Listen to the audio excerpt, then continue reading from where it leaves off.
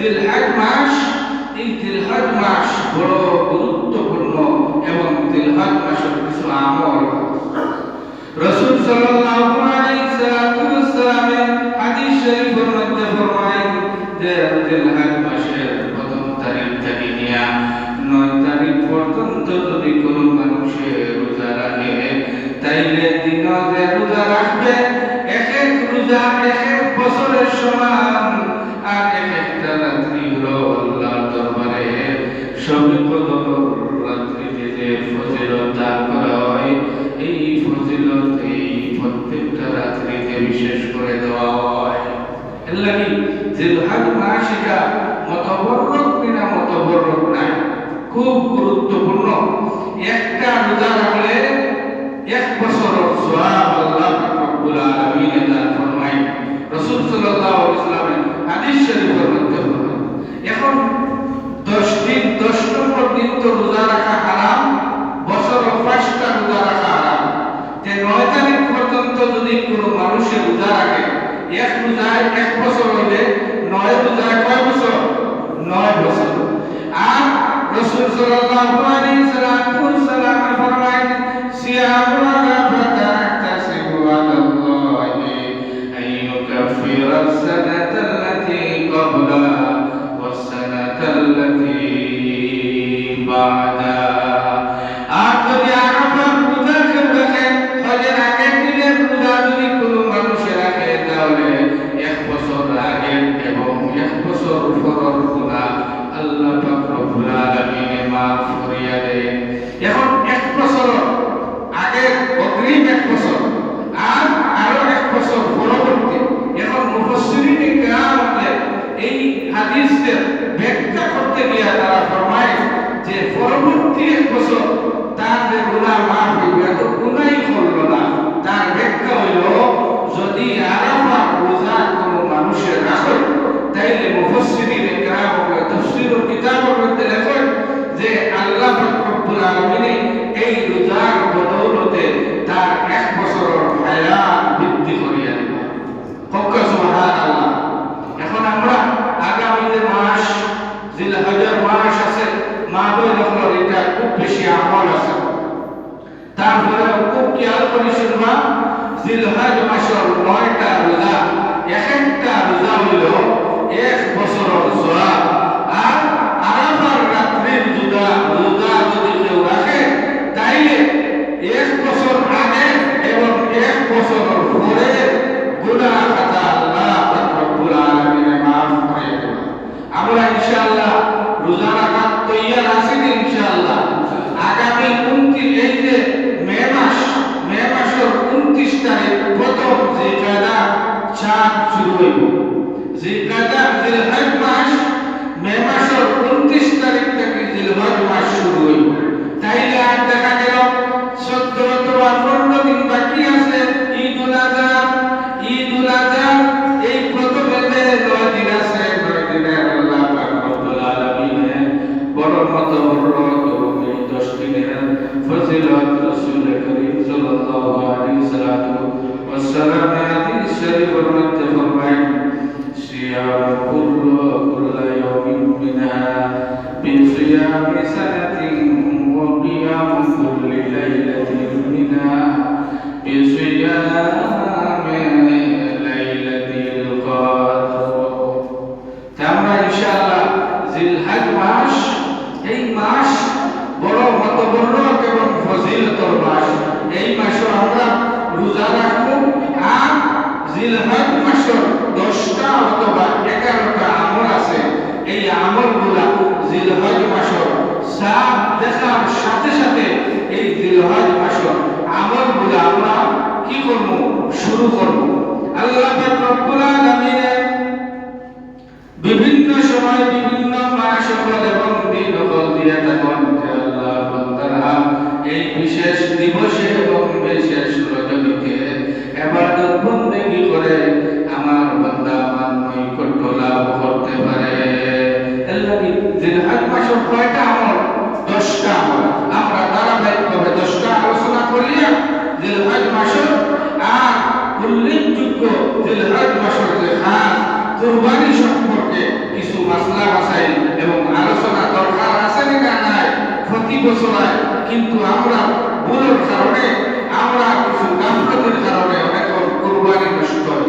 এর লাগে কুরবানির মাসলা হলো জরুরি। যেহেতু আমাদের জমা আছে, জমা আলোচনা করো আজকে যা সম্ভব আলোচনা। এক নম্বর কাজ হলো জিলহজ মাসের চাঁদ দেখার সাথে সাথে প্রথমটা কি, প্রথম জিলহজ মাসের প্রথমটা কি আমরা মনোযোগ সহকারে, কে আইলো কে না আইলো এদিকে না তাকাইয়া মনোযোগ সহকারে আমরা আলোচনাগুলো শুনি। আর অল্প আমলি নাজাতুর সবব, আখলিস দীনাকা ইয়াকফিকাল আমালুল কলিল। আপনি যদি সহি শুদ্ধভাবে আল্লাহকে রাজি খুশি করার লাগে অল্প আমল করেন, এটা আপনার নাজাতের সবব। এক নম্বর হলো জিলহজ মাসের চাঁদ যখন উঠলো তখন তাকে আমরা কি করতাম, আস্তে আস্তে জিকির বাড়াইতাম, আল্লাহর জিকির আজকার বাড়াইতাম। আর প্রথম খাস জিকিরের সাথে সাথে আর জিলহজ মাসের রোজা রাখতাম, দিনের বেলা রোজা রাখতাম আর রাত্রির বেলা আল্লাহর ইবাদতের মধ্যে মশগুল থাকতাম। দুই নম্বর নেক আমল বেশি বাড়াইতাম, আমল আরো করতাম, বেশি আমলের দিকে ঝুঁকতাম। তিন নম্বর হইল গুনাহ থেকে বিরত থাকতাম, গুনাহ তো করতামই না, গুনার দ্বারে কাছে যাইতাম না। চার নম্বর সামর্থ্যবান যারা আছে তাদের জন্য হজ ফরজ, হজের উদ্দেশ্যে রওনা দিতাম। হজর মাস হইল 3টা আর হজর দিন হইল 5টা, 8, 9, 10, 11, 12 জিলহজ মাসের এই 5 দিনে 60 স্থানে 9 কাম সম্পাদনার নাম হইল হজ। এর লাগি অনেক মানুষ হজর দিকে রওনা দিছেন। আল্লাহ তাআলা হজ কবুল করুক। আমরা দোয়া করি আমরা আল্লাহ পাক রব্বুল আলামিন হজ করার তৌফিক দান। 5 নম্বর আমল যেটা আমরা কুরবানি করতাম, যার উপরে নেশাব পরিমাণ মাল আছে, এই নেশাব পরিমাণ মালের মালিক যারা 10 তারিখ জিলহজ মাসের 10 তারিখে আমরা আল্লাহর রাস্তায় কুরবানি করতাম। একটা মাসলা খুব খেয়াল করে আমরা শুনুন। 6 নম্বর, যারা আমরা কুরবানি করব এরা জিলহজ মাসের প্রথম তারিখ থেকে নিয়ে 9 তারিখ পর্যন্ত হাতের নখ, চুল, মুছ, দাড়ি কোনো কিছুতে আমরা হাত দিতাম না। জিলকায়দা মাসের শেষ তারিখে সব কিছুতে কর্তন করে দিতাম। আর জিলহজ মাস যখন শুরু হইব তখন নখ, চুল, মুছ, দাড়ি কোনো কিছুতে হাত না দিয়া 9 তারিখ পর্যন্ত অপেক্ষা করিয়া আর জিলহজ মাসের 10 তারিখ কুরবানি দিয়াইয়া আমরা নখ, চুল এগুলা কাটতাম। এটা ছোট্ট একটা মাসলা যে অনেক মুফাসসিরিন কেরাম বা মুফতিয়ান যারা শুধু কুরবানি দিব এরা খালি এই আমল করতো না, কুরবানি যারা দিত না তারাও আমল করতো। এক রাওয়ায়াতের মধ্যে আছে যারা কুরবানি করতে নাই তারাও যদি আমল করো তাইলে কি করবা, সওয়াবের অধিকারী হইবা, সওয়াবের শরীক হইবা। এর লাগি আমরা কুরবানি যারা করি এবং কুরবানি করি না আমরা থেকে জিলহজ মাসের খুব খেয়াল করে শুনবা। অনেক মানুষ বইছে মসজিদ কিন্তু তার দিল হইল দোকান। তারা যদি জিজ্ঞাসা আজকে আলোচনা কি তেমন জড়িতেছে না, দুটোর গলায় দিছে না, বলে মাসলা কি করছে বলে এটা বলতে পারতাম না, তার গলায় দিছে না। উত্তর কি, গলায় দিছে না। এর লাগে মসজিদে বইছে মনোযোগ সহকারে আমলগুলা শুনিয়া যদি আমল করে, যে কইলা এবং যার মাধ্যমে আমল হইল উভয় সওয়াবের অধিকারী। আপনিও যদি আলোচনা নিয়া বড় গিয়া আপনার বাবিরে, বড় গিয়া আপনার বোনরে, আপনার মাইরে, আপনার মারে কোন যদি সামনের জিলহজ মাস এই নখ কাটিও না, চুল কাটিও না, আলতা সোনোগ্রাফি লাগাইও না, ম্যাজিক করিয়া বাজারে যাইও না, এই মাস বড় মত বড় কাজ করে যদি আমল করে সওয়াবের অধিকারী আপনি ওইবারই করতে নাই। এর লাগি মনোযোগ সহকারে শুনতাম। 6 নম্বর, যাদের কুরবানি হোক, কুরবানা হোক, হাতের চুল, নখ এইগুলা আমরা কি হাতের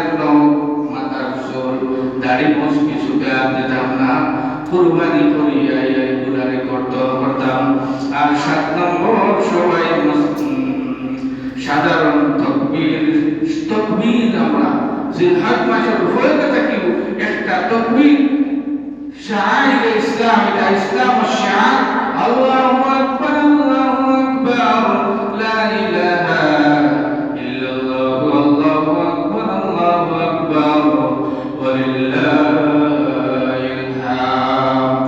প্রতিদিন সালাতের আগে পড়ে সালাতের মধ্যখানে ঘুমানোর আগে খাজের ফাঁকে সব সময় তাকবীরটা জারি রাখতাম। রাখুন ইনশাআল্লাহ।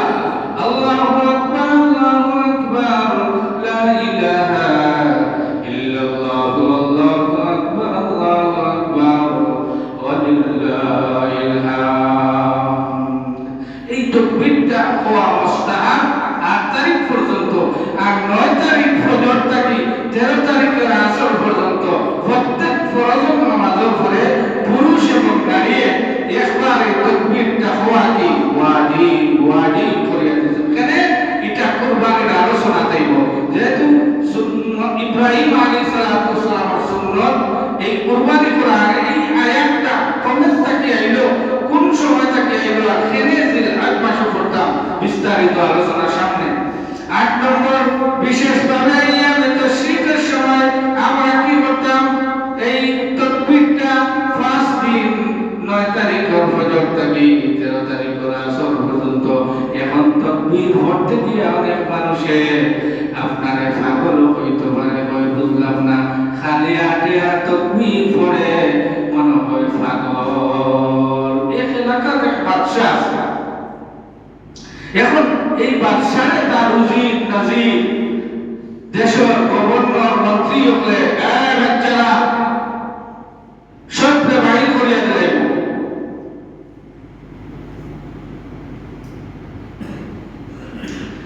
উজির নাজির সরে গিয়া বাদশারে কইছে, ও জাহাপনা, দেশ তো বন্যার পানি আইতে আছে, পাগলা পানি, এই পানি খাইলে সব মানুষ মাথা হইব, পাগল হইব।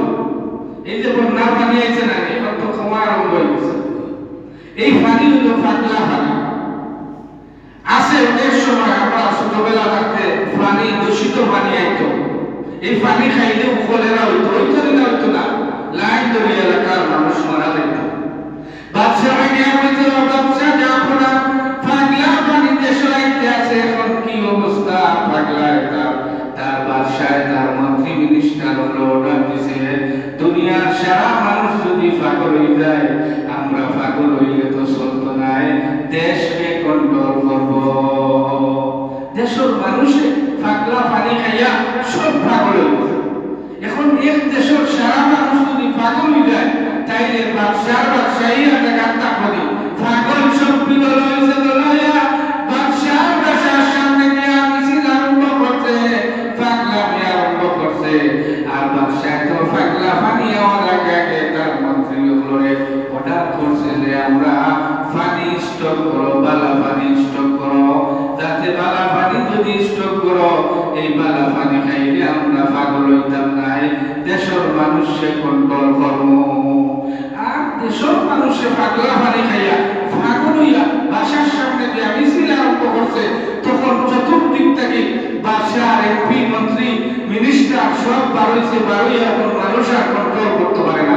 তখন বাদশাহ বলছে, ও মন্ত্রী মিনিস্টার, এখন কি করতাম, দেশের মানুষ পাগল হয়ে গেছে পানি খাইয়া, এখন তো তারে কন্ট্রোল করা সম্ভব নাই, এখন সব দিয়ে বাড়ি ঘরে ঢুকিয়া ধুম বাড়ি আরম্ভ করছে, তারাও বাদে পাগল হয়ে গেছে, সারা দেশের মানুষ পাগল হয়ে গেছে। এর লাগে পৃথিবীর মধ্যে সমাজের মধ্যে অনেক জায়গা আছে, আপনি যদি তাকবীর দেন তাইলে আপনারে পাগল হইব না কইতো নাই। এর লাগে নিজে আমল করতে না তাহলে এই বাদশার অবস্থা হয়। বাদশাহ যদি চিন্তা করতো যে আমার খালি পানি স্টক করলে হইতো নাই, আমার দেশের মানুষের পানির ব্যবস্থা করি, দেশের মানুষের পানির ব্যবস্থা যদি করতো, দেশের মানুষ পাগল হইতো না, তার বাদশাহী হইতো না। ঠিক তেমনি ভাবে নিজে আমল করলে হইতো না, ফ্যামিলির মানুষকে আমল করাইতে হইব, দেশের মানুষকে আমল করাইতে হইব, মহল্লাবাসীকে দাওয়াত দিতে হইব, সমাজের লেনদেন আপনার তাকবীর ছড়াইয়া দিতে হইব, আল্লাহু আকবার আল্লাহু আকবার।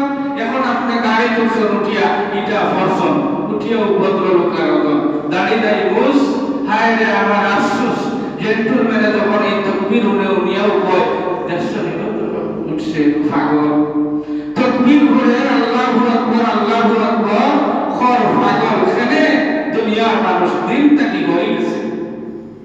আর যদি দুনিয়ার মানুষ দিনের মধ্যে থাকতো তাইলে এই তাকবীর শুনিয়া সে তাকবীর দিত আল্লাহু আকবার লা ইলাহা ইল্লাল্লাহু আল্লাহু আকবার ওয়া লিল্লাহিল হামদ। আপনারা তো বিভিন্ন জায়গায় সফর করেন না দূরপাল্লার সফর বিশেষ করে ট্রেন তো ট্রেন সফর হয়েছে ইনশাআল্লাহ আপনারা হয়েছে গাড়ি তো কেউ দেখবো অনেক ক্যাম্পাসার হবে মানুষকে মনোনিবেশ করার লাগে তার দিকে দৃষ্টিপাত করানোর লাগে গান আরম্ভ করে না কোনোদিনের জন্য কোনো মানুষের গান ধরার বাদে তারা কেউ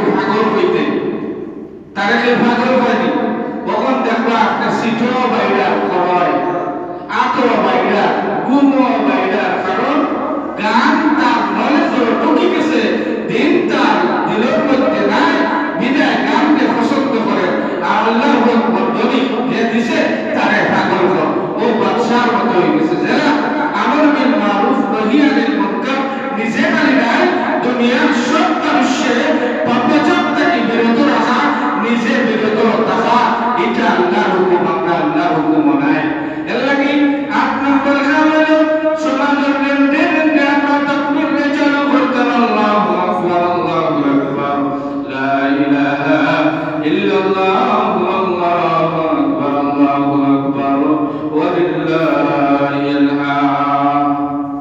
একটা কি 9 নম্বর দিন পর্যন্ত আমরা কি করতাম নফল রোজা রাখার চেষ্টা করতাম এক একটা রোজা এক এক বছরের সমান আর এক একটা রাত্রি লাইলাতুল কদরের সমান। এই জিলহজ মাস বড় গুরুত্বপূর্ণ।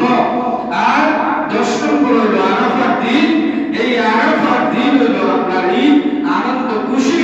এই দিন আমরা কি করতাম পশু কুরবানি করতাম খালি গরু ছাগল উট জবাই করার নাম কুরবানি এটার নাম তো কুরবানি নাই নিজের নফসে কুরবান করতাম বা নফসে আউট করিয়া বালা নফসে কাটারে দাঁড়ি রাখতাম আর বাট্টারে কুরবানি করতাম। এই ঈদুল আযহা আমরা হলো এই 10 আমল করব তো ইনশাআল্লাহ। এখন 2 নম্বর পর্ব হলো কুরবানির বিষয়। আল্লাহ পাক রব্বুল আলামিন কোরআন শরীফের মধ্যে ফরমায় ফাসাল্লি লিরাব্বিকা ওয়ানহার নামাজ পড়ো আর নামাজের সাথে সাথে কুরবানি করো। অন্য আয়াতে ফরমায় ওয়ালিকুল্লি উম্মাতিন জাআলনা মানসাকান লিয়াযকুরু ইসমাল্লাহি আলা মা রাযাকাহুম মিন বাহিমাতিল আনআম। আর অন্য আয়াতে আল্লাহ ফরমায় লা ইয়ানালাল্লাহা লুহুমুহা ওয়ালা দিমাউহা ওয়ালাকিন ইয়ানালুহুত তাকওয়া মিনকুম। এখন আমরা আলোচনা করি যে কুরবানি খায় হয় কুরবানির উদ্দেশ্য কি এবং কুরবানি আমাদের কি শিক্ষা দিয়ে থাকে। খালি গরু ছাগল পশু 1 লাখ 5 লাখ টাকা দিয়ে জবাই করিয়া নিজে ফ্রিজে মাংস করিয়া খাওয়ার নাম কুরবানি না। কুরবানি আমাদের কোন শিক্ষা দেয় এটা আমরা আগে জানি। কুরবু মসদর আরবি অন্যদিকে দৃষ্টি দিয়ে আলোচনা করা খুব খেয়াল করে শুনি। খেলাধ খেলাতে যাচ্ছে খুব মনোযোগ দিয়া খেলো। মসজিদ ডম্বর জায়গা নাই তামসার জায়গা নাই আলোচনার জায়গা নাই আলোচনা ভালো লাগে না বাহিরে থাকবো আমার প্রতিদিন করে এলাম আমরা একটা আলোচ্য বিষয় 1 সপ্তাহ রেডি করি এলোক ফাতারি কথাবার্তা হয় না। কুরবুল মসদর আরবি মসদর নিকটবর্তী হওয়া আল্লাহর নৈকট্য লাভ করা আল্লাহর সান্নিধ্য লাভ করা। এই আল্লাহর সান্নিধ্য লাভ করা বিভিন্ন সময়ে বিভিন্ন সিস্টেম আল্লাহ চালু করেন। এই সিস্টেমের মাধ্যমে আল্লাহর নিকটবর্তী হওয়ার নাম হইল কুরবানি। কুরবানি কবে থেকে শুরু হইল আর আমরা যে কুরবানি করছি এটা কোন নবীর সুন্নাত আমরা আদায় করি সেনে আদায় করি আর কিয়ামত পর্যন্ত আদায় করা সেনে আল্লাহ আপনাকে এই হুকুম দিলেন। সর্বপ্রথম কুরবানি আমরা জানি আদম আলাইহিস সালাতু ওয়াস সালাম আদম আদি পিতা আমাদের সর্বপ্রথম সকলের পিতাকে আদম আলাইহিস সালাতু ওয়াস সালাম এই আদম আলাইহিস সালাতু ওয়াস সালামের সন্তান ছিল দুইজন। একজন যখন শুরু হওয়ার সময় একটা শরীয়ত আছে, আর যখন আস্তে আস্তে পৃথিবীর সামনে এগিয়ে গেল তখন বিভিন্ন সময়ে বিভিন্ন হুকুম হল, বিভিন্ন মাসলা হল চেঞ্জ হইতে থাকে। আদম আলাইহিস সালাতু ওয়াস সালাম থেকে হাওয়া আলাইহিস সালাতু ওয়াস সালামর গর্ভের মধ্যে প্রতিটা গর্ভ একটা ছেলে একটা মেয়ে, একটা ছেলে একটা মেয়ে করে জন্ম হইতো।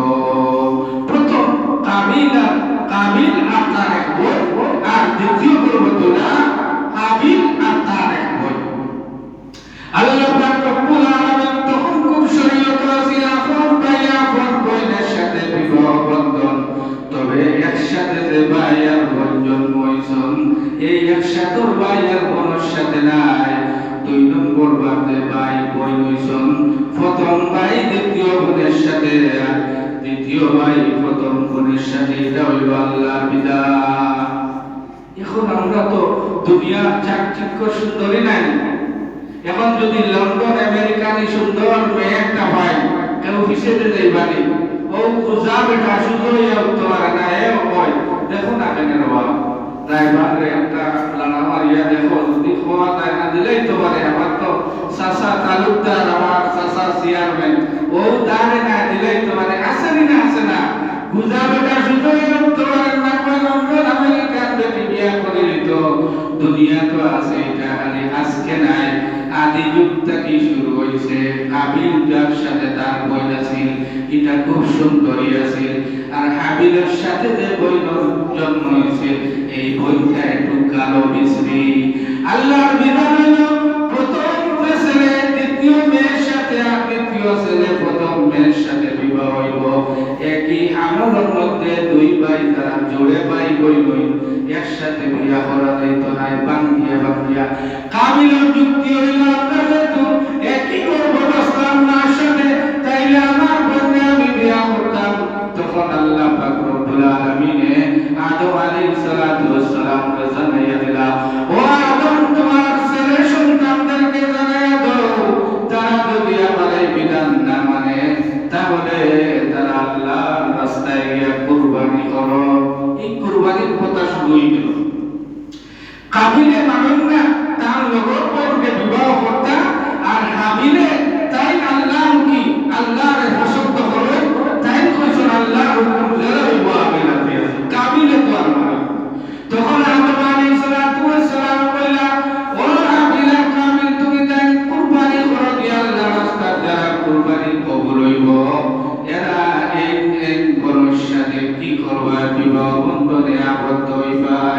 তখন কাবিল একটু গোয়া গাইব। গোয়ার কিছু মানুষ আছে নাকি 5 ভাই সমাজ দেখবা 3 গুণ আচরণ মাটির লাগানা 2 গুণ আগুন মাথাও যায় না আছে। যেমন দর্শন কি কয়েকদিন আগে এক লিডারে সোশ্যাল মিডিয়া মেসাও করে একবার ফেসবুক করে দিয়েছে, করছে না। কিন্তু এই বেহায়ার বাচ্চা যদি জানতো যে একজন আলিমের কতখান মর্যাদা, যে আলিম দুনিয়ার মানুষ আমার পরে ডাইখানা আজান আর বালখানা একামত দেয়, নেবার খারাপ সমাজের সবচেয়ে অবহেলিত মানুষে যার খানা আজান একামত দেয় বেসাবে, যারে বিবাহ বন্ধনে আবদ্ধ করায় ওই মসজিদের ইমাম আর নাইলে আমার মসজিদের ইমাম, আর মৃত্যুর সময় তার জানাজা পড়ে যে আলিম ওলামা হাফিজের উফরাদ হবে, এরা আজকে গালি দেয়নি না দেয় না কি লাগে ক্ষমতার লোভে। 17 বছর বাদে তো মাটো আইছে আইয়া শরীরে গরমাই হইছে জবাই যায় তার এখন জিন্দাবাদ ফ্রেন্ড করতে তার সময় লাগবে না, তারে জুতা পিটা দেওয়া হয়েছে। এর লাগে সমাজ অতিরঞ্জিত হইবা